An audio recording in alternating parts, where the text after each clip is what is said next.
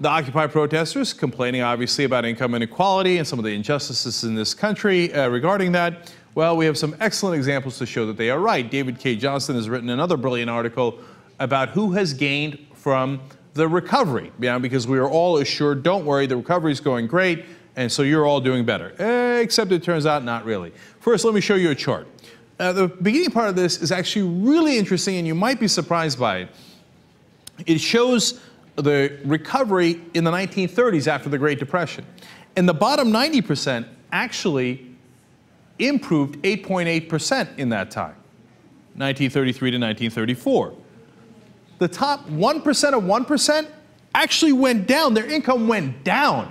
In this day and age, that sounds like literally unbelievable. How could the top 1% of 1% of the richest people, how could their income go down in a recovery? It's inconceivable. You have to give all of them the money and then hope that it trickles down to us. No, apparently you don't.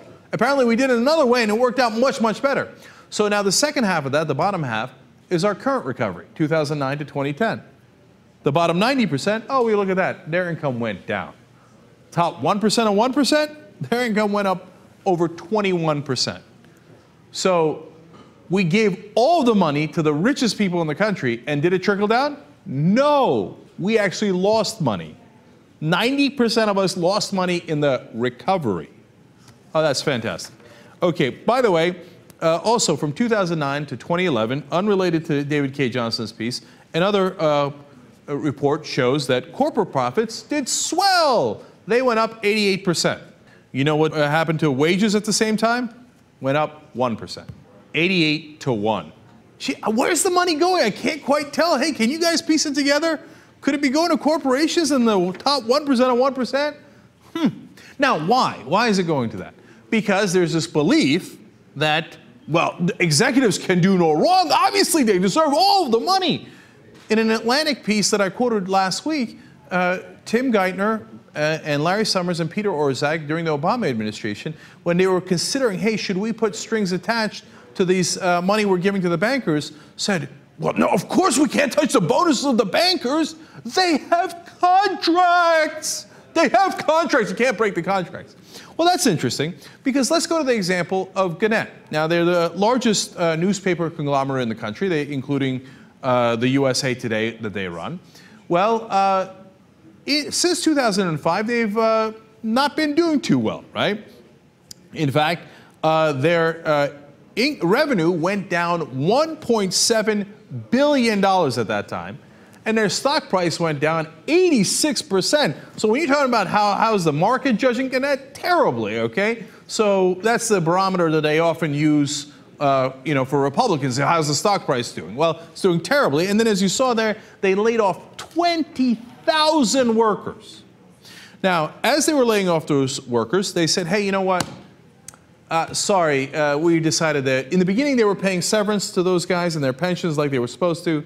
And then by the end they said, oh, we're out of money. We're out of money. Sorry, we cannot offer you those packages anymore with the severance, okay? All right, so what can they do? They're out of money, right?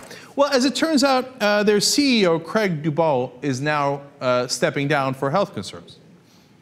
So, well, they're out of severance, right? I mean, when you laid off to 20,000 people, they didn't get severance. So you're out of money now. So obviously he didn't get a severance, right? You see where this is going, right?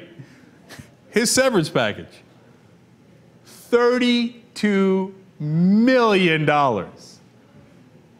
And I just showed you, stock price went down 86%. That was under his tenure. He started around 2005. They lost $1.7 billion. They give him $32 million severance package anyway. Look at the breakdown of the severance package. It's fantastic. $12.8 million in retirement benefits, $6.2 million in disability benefits. I mean, look, the guy's got health concerns, but $6.2 million in disability benefits, $5.9 million in severance payment, and then $7 million in stock awards. Let's think about that last one for a second. Under his tenure, stock price went down 86%. Hence, he is awarded $7 million. What the hell happened to free market? What happened to, oh, no, they are judged by their performance. No, the executives in these public corporations have captured the system. There's a loophole in capitalism. They're no longer accountable to their shareholders. They stack the board with their buddies, and their buddies somehow agree, hey, you know what? We should all get paid. Who cares what happens to the shareholders? Taxpayers. Of course, nobody gives a damn about the taxpayers. And the employees, employees, fire them. Take away their severance so we can collect all of that severance and give it to the top executive. This is not the way capitalism is supposed to work. This is not how democracy is supposed to work. This isn't how any efficient form of government or economics is supposed to work. This is a few people in power capturing our system and using it exclusively for their own benefit. That's why we have an Occupy movement, and that's why the people in power hate that movement, because they're going to make you aware of things like this. Under no circumstances should this character have gotten $32 million.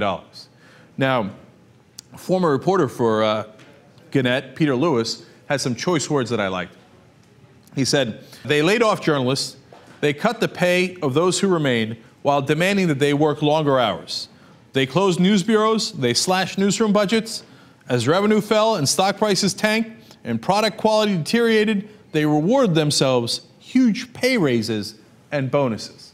Now, of course, I just showed you the facts. He's 1,000,000% right about that. Think about that, though, man. It's all one big joke. It's one big lie. Wait, there was nothing we could do. The stock price is falling, nothing we could do. But when the guy who caused the stock price to collapse, caused the paper to collapse, and the whole company to collapse, not collapse entirely, it's not bankrupt yet, but obviously they've lost a tremendous amount of money. The guy most responsible gets the highest reward. Our system is fundamentally broken.